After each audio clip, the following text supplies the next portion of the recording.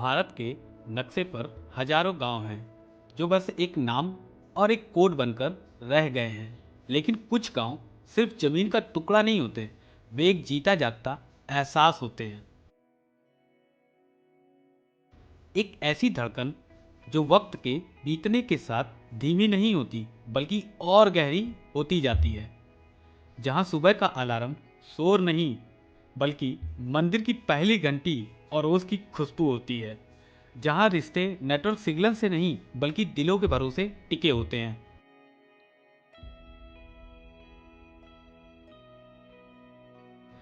आज मैं आपको एक ऐसी यात्रा पर ले जा रहा हूं जो सिर्फ एक ब्लॉग नहीं है बल्कि मेरी पूरी रूह का एक हिस्सा है। यह आजमगढ़ है, यह मेरी मिट्टी है, यह वो कहानी है जिसे सुनने के लिए आपको शहर की उस दौड़ भाग को पीछे छोड़ना होगा जो आपको अपनों से दूर ले जाती है। चलिए मेरे साथ मेरे बचपन में अपनी असली पहचान की ओर। आजमगढ़ इस नाम के साथ दुनिया ने कई कहानियां जोड़ी हैं, कई धारणाएं बनाई गई हैं। कोई इसे साहित्यकारों की धरती कहता है और कोई कला और कोई संस्कृति का गढ़ कहता है। लेकिन इस शोर शराबे और मीडिया की उन सुर्खियों के पीछे आजमगढ़ का एक दूसरा चेहरा भी है जो शायद दुनिया ने कभी देखा ही नहीं। यहाँ की धूल में एक पूरा इतिहास दफन है। आप किसी भी गली में मुड़ जाइए, आपको 50 साल पुरानी वो दीवारें मिलेंगी जो आज भी उस दौर की गवाही देती हैं जब शाम होते ही पूरा गांव एक सामूहिक परिवार की तरह बैठता था। यहाँ की संस्कृति में अदब और तहजीब का मेल है।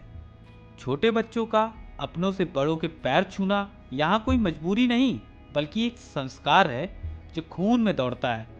आजमगढ़ की असली खूबसूरती इसके इंटरनेट पर ट्रेंड करने वाले किस्सों में नहीं बल्कि यहाँ के उन लोगों में है जो आज भी अखबार की सुर्खियों से ज़्यादा अपने पड़ोसियों के हाल चाल पर भरोसा करते हैं। ये सिर्फ एक जिला नहीं, ये एक जीवंत सभ्यता है जो आज भी अपने अस्तित्व को बचाए हुए है।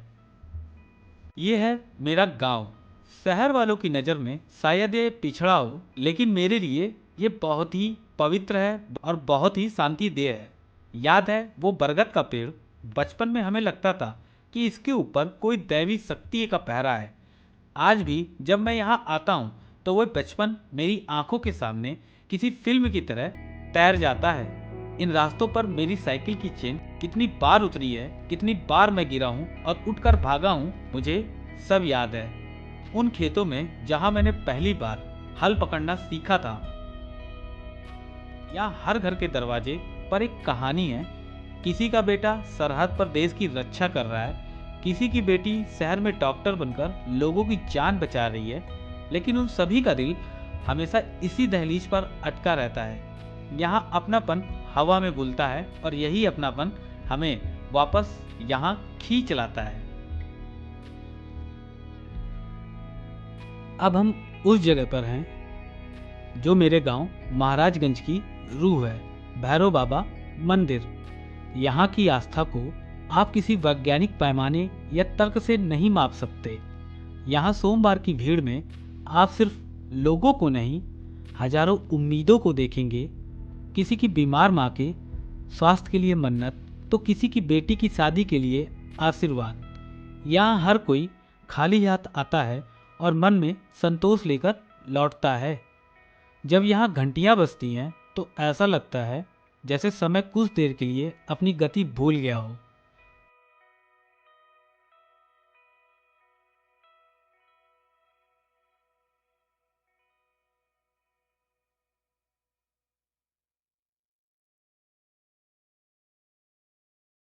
दुनिया की सारी चिंताओं से कोसों दूर इस मंदिर की सीढ़ियों पर बैठना मानो अपनी खोई हुई आत्मा को फिर से ढूंढना है। यहाँ मंदिर का धुआं नहीं, शांति का एहसास आपको घेर लेता है। जब आप अपनी आंखें बंद करते हैं तो आपको महसूस होता है कि ईश्वर यहाँ दीवारों में नहीं बल्कि लोगों की श्रद्धा में बसता है।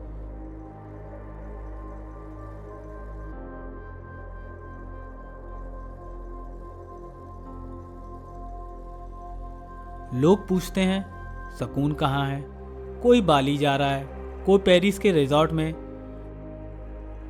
मैं कहता हूँ इन खेतों की मेड़ पर बैठकर देखो, यहाँ हवा भी जल्दी में नहीं है। सूरज जब ढलता है तो वो आसमान को सिर्फ लाल नहीं सुनहरा करता है, एक ऐसा सुनहरा रंग जिसे कोई पेंटर नहीं बना सकता। एक किसान की मेहनत के पसीने से जो अन्न पैदा होता है उसकी मिठास दुनिया के किसी रेस्टोरेंट में नहीं मिल सकती, क्योंकि उसमें मेहनत और मिट्टी का स्वाद होता है। यहाँ शांति को कहीं ढूंढना नहीं पड़ता, यहाँ शांति खुद चलकर आपके पास आती है। यहाँ का सन्नाटा शोर से ज़्यादा बातें करता है। यहाँ के खेतों में जो धैर्य है वो हमें सिखाता है कि कुछ पाने के लिए सिर्फ भागना नहीं बल्कि सींचना भी पड़ता है। यहाँ की मिट्टी हमें याद दिलाती है कि हम जमीन से जुड़े हैं और अंत में हमें यहीं वापस आना है।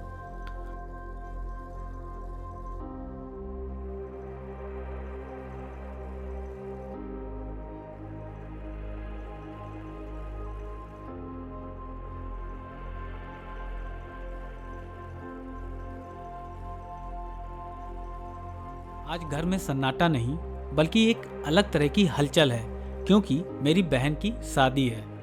हल्दी के इस पीले रंग में सिर्फ एक रस्म नहीं, बचपन की वो सारी लड़ाइयाँ, वो शरारतें और वो सारा प्यार लिपटा हुआ है। जब घर की बेटियाँ सस्ती संवरती हैं तो ऐसा लगता है जैसे घर की रौनक कहीं और शिफ्ट हो रही है। मेहंदी की वो खुशबू, उन हाथों की वो नजाकत, ये वो पल हैं जो कैमरे में कैद तो हो गए लेकिन दिल के किसी कोने में हमेशा खटकते रहेंगे।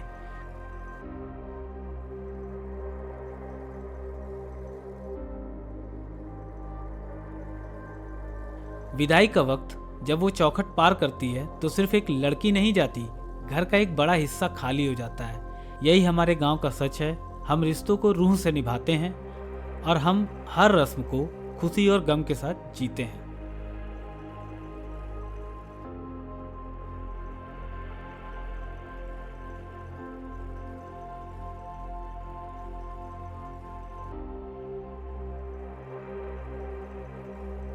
आज जब मैं इस वीडियो को एडिट कर रहा हूँ तो मुझे एहसास होता है कि असली अमीरी बैंक अकाउंट में नहीं बल्कि उन लोगों में है जो आपको दिल से अपना मानते हैं। अगर आपने यहाँ तक ये वीडियो देखी है तो अब आप सिर्फ एक दर्शक नहीं रहे, आप मेरे इस सफ़र का, मेरे बचपन का और इस मिट्टी का हिस्सा बन गए हैं। देखिए, आधुनिकता की इस रफ्तार में हम अपनी जड़ों को कहीं पीछे छोड़ते जा रहे हैं। वो कहानियाँ, वो लोकगीत, वो सादगी जो हमारे गाँवों की जान है, ये सारी चीज़ें धीरे धीरे ओझल हो रही हैं। लेकिन अगर हम और आप मिलकर कोशिश करें तो हम इस संस्कृति को लुप्त होने से बचा सकते हैं।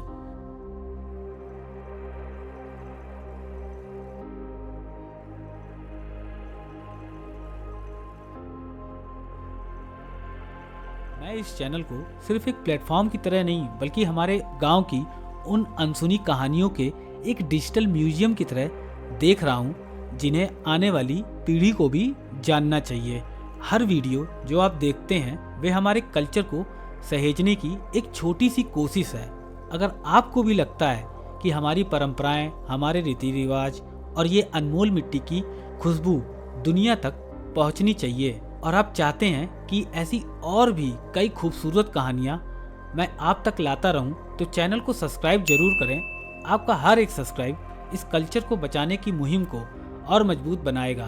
हम मिलकर उन लोगों की आवाज़ बनेंगे जो सोशल मीडिया की चमक धमक से कोसों दूर हैं, लेकिन जिनके बिना ये भारत अधूरा है। बहुत जल्द मिलेंगे अपनी मिट्टी की एक और नई कहानी के साथ। तब तक अपनों से जुड़े रहिए, अपनी जड़ों से जुड़े रहिए।